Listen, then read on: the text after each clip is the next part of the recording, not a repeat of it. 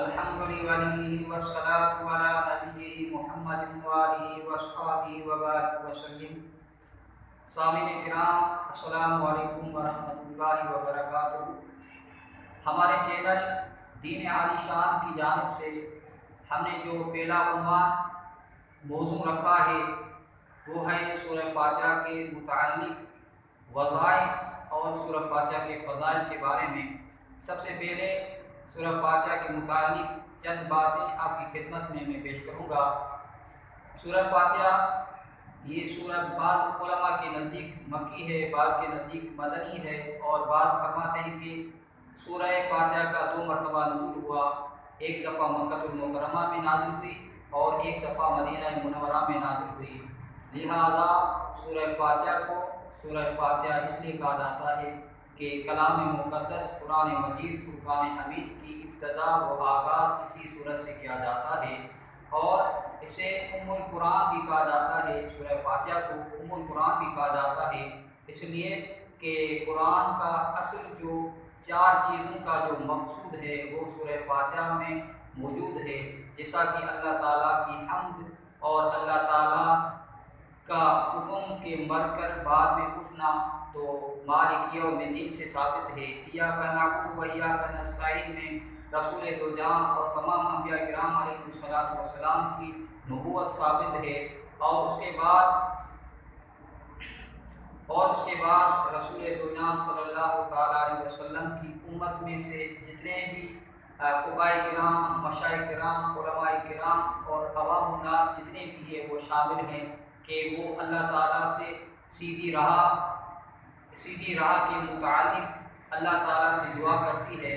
تو سورہ فاتحہ کا مقصود اور مطلب یہ ہے کہ 4 چیزوں کو ثابت کرنا، اس لیے اسے ام القرآن، ام الکتاب بھی کہا جاتا ہے. اور اس کا نام سورہ شفا بھی ہے اس لیے کہ رسول دو جہاں صلی اللہ تعالیٰ علیہ وسلم نے فرمایا کہ سورہ فاتحہ ہر بیماری کے لیے دوا ہے، ہر بیماری کے لیے شفا ہے. تو اس سے معلوم ہوا کہ یہ سورت شفا کے طور پر بھی فائدہ مند ہے اور قرأت کے طور پر بھی فائدہ مند ہے. اور تیسری بات کہ سورہ فاتحہ کو قافیہ بھی کہتے ہیں، سورہ وافیہ بھی کہتے ہیں، سورۃ کنز بھی کہتے ہیں اور سورۃ الحمد بھی کہتے ہیں، اس لیے کہ اللہ تعالیٰ کی حمد سے سورت کی ابتدا و آغاز ہوتا ہے. اب آتے ہیں سورہ فاتحہ کے فضائل کے متعلق. رسول دو جہاں صلی اللہ تعالیٰ علیہ وسلم کے ہمراہ ایک مرتبہ جبریل امین تشریف فرما تھے تو رسول دو جہاں صلی اللہ تعالیٰ علیہ وسلم کو عرض کرنے لگے کہ یا رسول اللہ صلی اللہ تعالیٰ علیہ وسلم، آسمان سے یہ جو فرشتہ اترا ہے وہ اس سے پہلے کبھی نہیں نازل ہوا، وہ 2 نوروں کی بشارت دینے کے لیے آپ کی خدمت میں حاضر ہے. تو فرشتے نے آ کر سلام کیا. سلام عرض کرنے کے بعد رسول دو جہاں صلی اللہ تعالیٰ علیہ وسلم کو 2 نور کی بشارت دی. ایک نور سورہ فاتحہ ہے اور دوسرا نور سورہ بقرہ کی آخری آیات مبینات ہیں. اور ایک اور روایت میں رسول دو جہاں صلی اللہ تعالیٰ علیہ وسلم کے چند صحابہ کرام علیہ رضوان اللہ تعالیٰ علیہم اجمعین سفر میں جا رہے تھے تو راستے میں ایک لڑکی بچی وہ آ کر کہنے لگی کہ آپ لوگوں میں سے کوئی اگر دھم جاننا چاہتا ہے، جھاڑنا چاہتا ہے تو ہمارے سردار کو بچھو نے ڈس لیا ہے تو لہٰذا جا کر اسے دم کر دے. تو ایک صحابی ان میں سے ان کے پاس جاتے ہیں، وہ دم کرتے ہیں. دم کرنے کے بعد جب وہ واپس آتے ہیں تو وہ ٹھیک ہو جاتے ہیں اور اس کے معاوضے میں انہیں 30 بکریاں بھی دی جاتی ہیں اور ان کا دودھ بھی پلایا جاتا ہے. جب رسول دو جہاں صلی اللہ تعالیٰ علیہ وسلم کے پاس اس پورے ماجرے کا بتایا جاتا ہے تو رسول دو جہاں صلی اللہ تعالیٰ علیہ وسلم نے فرمایا کہ تمہیں کس طرح معلوم ہوا کہ یہ صورت بطور شفا کے دم بھی کی جاتی ہے؟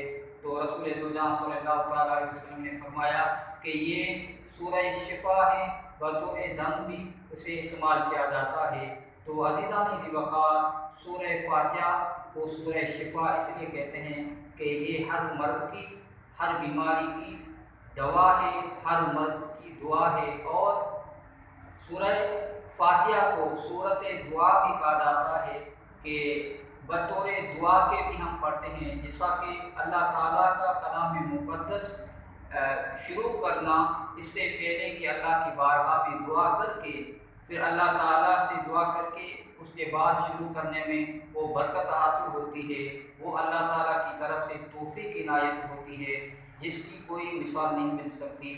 یقیناً سورہ فاتحہ وہ صورت ہے جس کی کوئی نظیر اور کوئی صورت نہیں۔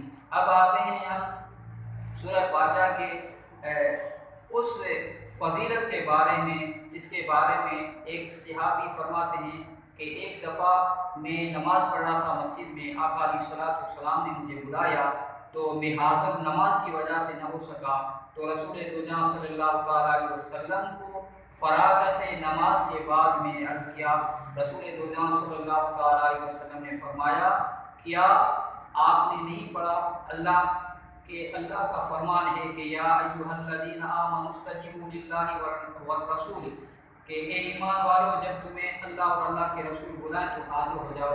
اور اس کے بعد رسول دو صلی اللہ تعالیٰ علیہ وسلم نے فرمایا کہ مسجد سے باہر نکلنے سے پہلے میں آپ کو ایک ایسی صورت بتاؤں گا۔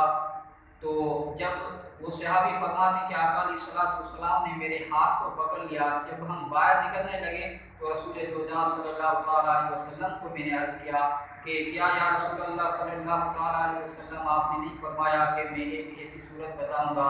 تو رسول دو صلی اللہ تعالیٰ علیہ وسلم نے فرمایا کہ وہ سورہ سبع مثانی ہے، یعنی وہ 7 آیات جو کہ بار بار دہرائی جاتی ہیں۔ اس سے مراد کیا ہے؟ سورہ فاتحہ مراد ہے، سورۃ حمد مراد ہے، سورۃ شفا مراد ہے، سورۃ وافیہ مراد ہے، سورۃ کافیہ مراد ہے۔ تو عزیزان ذی وقار سورہ فاتحہ کے بہت بڑے فضائل ہیں۔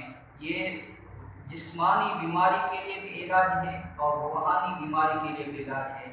جسمانی بیماری کے لیے کس طرح؟ مثال کے طور پر بندہ مرگی کا مریض ہے اور اسی طرح دل کا دورہ پڑ جاتا ہے یا اور کوئی جسم کے عوارض میں سے ایک اعضا خراب ہو جاتا ہے تو بطور شفا کے اسے دھم کیا جاتا ہے، سورہ فاتحہ کا دھم کیا جاتا ہے تو وہ ٹھیک ہو جاتا ہے۔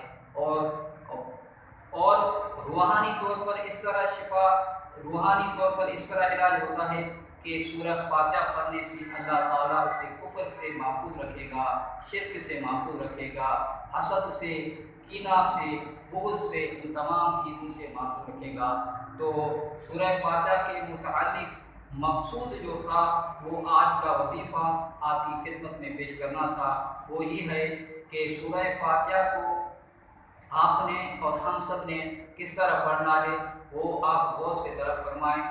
سورہ فاتحہ کو 21 دن تک آپ نے روزانہ بعد نماز عشاء 21 مرتبہ اول آخر 11 مرتبہ درود شریف پڑھنا اور اس کے بعد 21 مرتبہ سورہ فاتحہ کی تلاوت کرنی ہے ادب کے ساتھ باوضو ہو کر، اور یہ 21 دن جب مکمل ہو جائیں تو اس کے بعد جب بھی آپ دم کریں، کسی مریض پر دم کریں، چاہے وہ لا علاج ہوں، زیر علاج ہوں، انشاءاللہ تعالی سورہ فاتحہ کی رحمت سے، سورہ فاتحہ کی برکت سے اللہ پاک انہیں شفائے کاملہ عاجلہ عطا فرمائے گا۔